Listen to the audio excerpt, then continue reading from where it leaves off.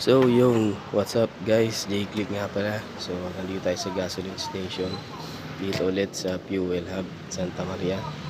So ngayon itatry ko lang yung aking nilagay na bola dito sa ating click at saka yung center spring. So itong stock kasi natin na kinabit, hindi, last na kinabit ko kasi dito is yung 13 grams at saka yung 1,200 dun sa last na video ko. So ngayon 1,200 pa din yung kinabit ko dito, plus binabaan natin yung bola. So ginawa nating 12 grams yung ating bola. So sa experience ko, mas okay sa akin yung takbo niya ngayon. Hindi ko na may iniisip muna yung top speed, pero mas okay sa akin yung naging result nung mababang bola ngayon kasi maganda yung arangkada niya, maganda yung bitaw nung take off niya. Konting piga mo lang, maya maya nandiyan ka na sa 60-70 ka kagad.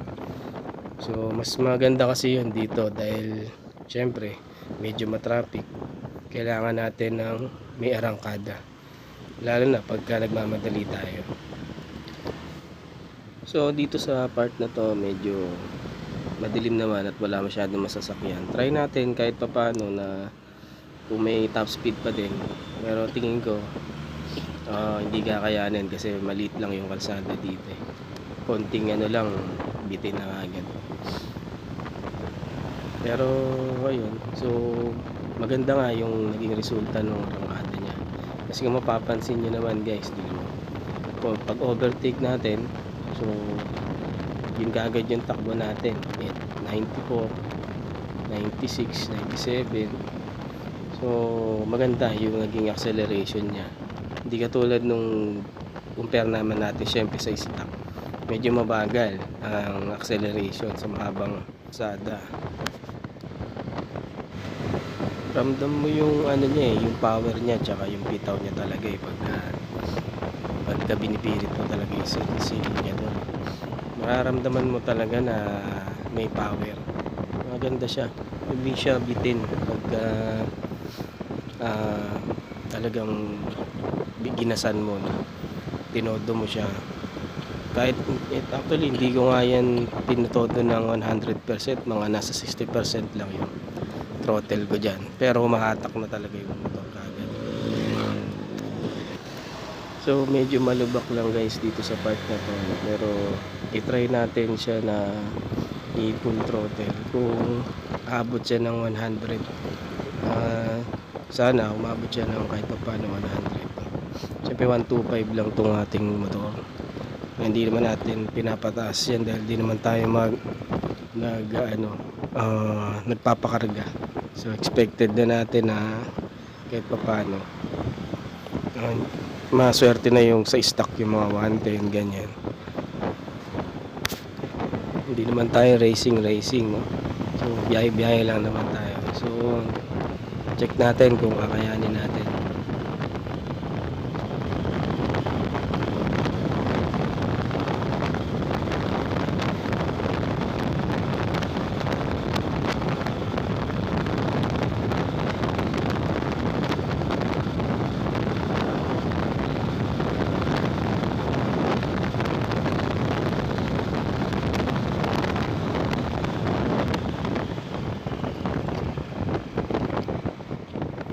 Kung mapapansin nyo guys, hindi ko masagad yung throttle kasi natatakot ako dun sa mga lubak, sobrang lubak, tsaka sobrang lakas na ng hangin pagka umabot na siya ng 100. Kaya bina-maintain ko lang yung takbo niya sa 100, pero kaya pa niya isagad siya. Meron pa talaga siyang ibibilis, kaya lang hindi ko lang siya talaga isagad kasi baka madisgrasya na tayo, kaya hanggang doon lang. So yung ginagawa ko, kung mapapansin nyo yung speedometer niya, nakatambay siya sa 101, tapos nagiging tumataas siya 101, 104 hanggang 106. Pero nung nag 106 na, binitawan ko na talaga, binalik ko na kasi mahirap na. Pero tingin ko mayroon pa siyang itataas guys. Sabihin kahit pa paano, kahit yung magagawin yung bola niya 12 grams ay umabot pa rin siya ng 100 plus. So pwede na sa atin yun. So ang maganda nito, nakuha ko yung gusto kong arangkada plus nakakuha pa tayo ng 100 plus na top speed na tingin ko ay may tataas pa. So siguro kung makakuha tayo ng kalsadang diretso na talagang makuha natin yung pinaka top speed niya, mas okay. Pero tingin ko sapat na to dahil hindi naman tayo nag-racing. Kumbaga pagdating sa sa stock, sapat na tong gantong bilis, no. Pagka nakatsempo tayo ng kalsada na diretso, magbibideo ako para malaman natin kung hanggang saan yung top speed nitong setup natin na stock pero may arangkada at 100 plus na natakbo na top speed, no. So abangan natin yan sa susunod na video ko. Pero kanina nakakatakot na yung ganong bilis talaga. First time ko na magpatakbo ng ganong kabilis, no. Pero ramdam mo talaga. Pero yung position natin, hindi naman tayo nakayuko nun. Yung normal na upo lang pag nagdadrive tayo ng 60, ganun pa rin yung upo natin kanina.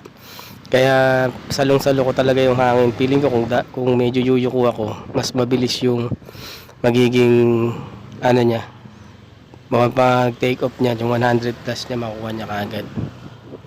Kaso pag ganun naman ginawa natin position, ako baka makapansin sa atin, baka sabihin mukha tayong tanga dun, nakayuko pa tayo, nangangarera, diba? So yun. Pero kung ganun yung magiging tingin ko mas bibilis pa siya. So hanggang dito lang guys, maraming salamat sa panonood.